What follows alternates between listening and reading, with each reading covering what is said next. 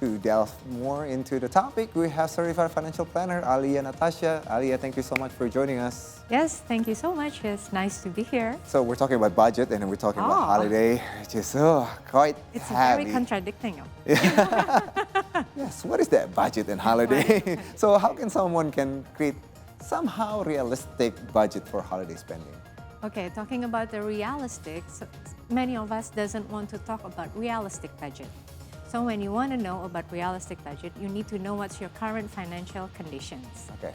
And how much is it that actually you can spend for the holiday itself. That's what we call realistic. All right, so for some of us, we don't have anything right now for spending for holiday, so that means holiday at home. Yes, but still we can be creative as long as when the holiday comes, the first things that we should celebrate, we have a plenty of time to enjoy for ourselves. Oh. But when we keep seeing other people's social media life, that's a little bit bitter. So we need to change the mind on how we can be very mindful and maybe very demure in this holiday season if we want to have a happy holiday in our home. Oh, that's nice. Change the way how we think. What percentage of person's income should ideally be allocated for our holiday expenses? So as we can see, usually, especially for an Indonesian family, we have a two holiday season, on the summer and on December, Christmas and a New Year's. So when we talk about how to manage the budget for the holiday, first we can see how much the annual income of ourselves and then how much is actually we willing to spend for our holiday. Why we talk about the annual income? Because maybe many of us doesn't have a steady income. So we need to see every month and in 12 months how much we can save up to our holiday expenses. Or maybe we can talk about, we see how much is our fixed budget and how much is a variable budget. The fixed budget itself, it tells about how our day-to-day life budget. But the variable budget, we talked about everything that seems rewarding and entertaining in our life, including the holidays.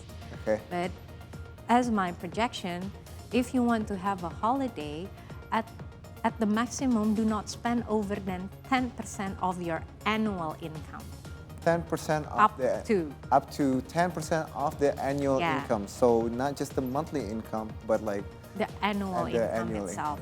Because many of us maybe have a celebration that they really want to celebrate. Many or some of us not really have enough budget for a grand holiday. So it's ranging between 2 to 10% of the annual income. That's not too bad. I mean, sure. It's almost one month salary right there. Now, what are some common holiday expenses that people tend to overlook or forget or?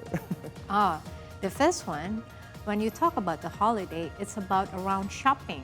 Yes. Because on a holiday season, we also experiencing a very big discount. The mid-year discount vaganza and the end-of-year discount vaganza. And while you travel along to many cities or many countries, there's a lot of things that you haven't enjoyed in your country as well. So the second one, it's about experiences. Yes. Experiences and entertainment. The third is about food and transportation. Yes. And the fourth is about surprises, unexpected budget that we just have to be prepared. Like maybe missing flight, missing luggages, or missing other things, or even suddenly you were sick and then you need to pay some medical bills. Oh yeah, this sounds like an insurance would be great, especially like when you... Yes, but some of us, it's not really pay attention well in paying insurance travel in order to save up a lot during their holiday season. Yes, right. Now, we are approaching Christmas and the New Year's. Of course, many are giving hampers.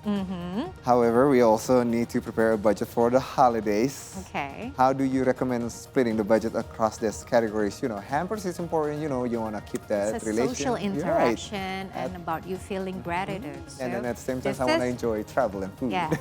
Back again, it's talking about the budget. Okay, let's say if we have a 10 million budget, how much you are willing to spend on a gift, how much you want to spend on your holidays.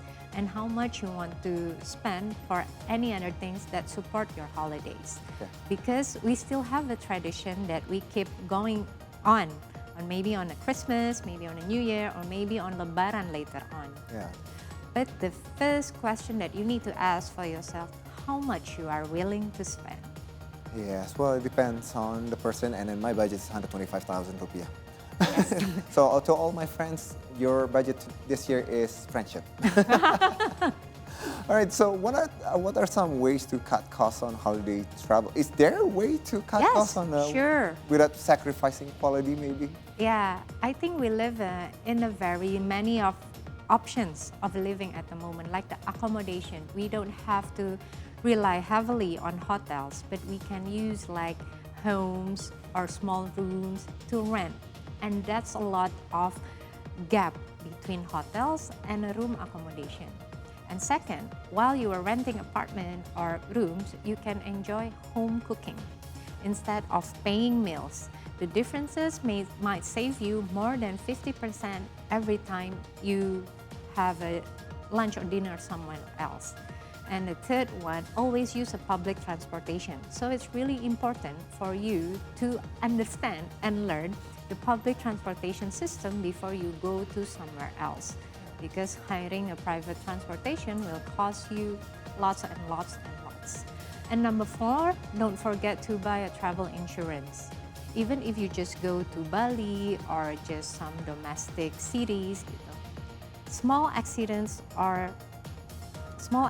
can always happen. Right. I mean, it is interesting you mentioned even going to Bali.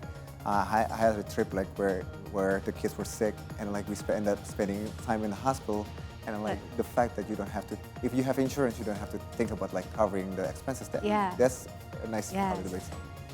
Likewise, like if you go to holiday and you want to try some experience when you go diving, maybe you scratch into the in the sea, or maybe you were bitten by the dogs.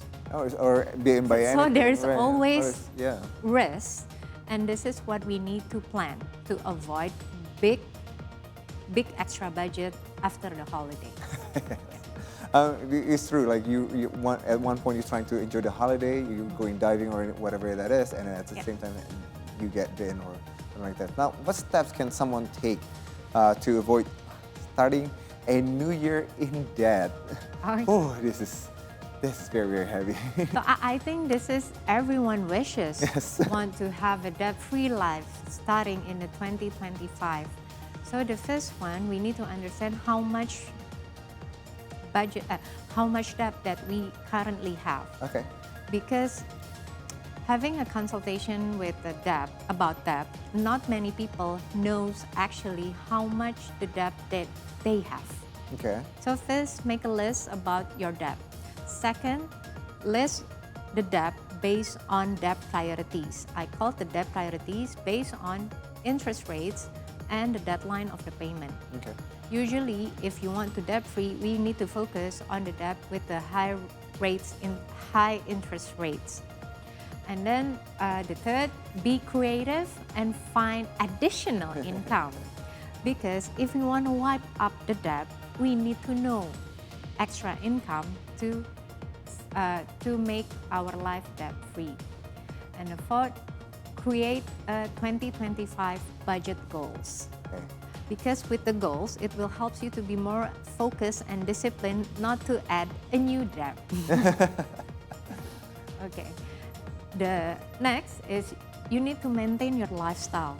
Maybe you need to do some frugal living in the very beginning, but it's not the end. While you're progressing with your new side job, with your new income, you can have later on a very meaningful living. And the most important thing, say goodbye to everything about pay later. Bye-bye, pay later. Yes, because every debt will take your future's budget. Okay. Yeah. All right. It's not from previous one. We actually created the debt for the previous budget. All right. Yeah. It's interesting you mentioned like in first few months you might have to live frugally. When you have a budget for over a year, you can actually see like where the money's going, and then it's actually going to help it. Oh, I actually can get that later on in the year? Yes, sure. Budget is not a perfection. It's your compass map, Great. where your money goes and where should it be going. It will help you to have a mindful on listing your life priorities and what you need to do at this moment. All right, so how can someone recover financially if they overspend during the holiday? Okay. What do you do actually? So not many people have a really happily ever after effect after the holidays, because the overspending things usually happen when they having some euphoria and the pressure to spend more. So when you want to, first you need to do the self-reflect. And second, be disciplined with your budget. Set a holiday budget. Maybe realistic at this moment, but you can fight for another year's holiday budget. Yeah. 3, find the creative ways to celebrate. You don't have to book a very lavish dinner, but you can invite your friends to a home-cooked meal and have a potluck celebration. Okay. Number 4, understand the benefit of having long-term assets. Okay, yes. So if you have extra cash of extra money, would it be beneficial if you having a really useful asset, like maybe buy some gold only for yourself, because spending won't help you in your future. And number 5, always make a budget. No need to buy if you cannot pay.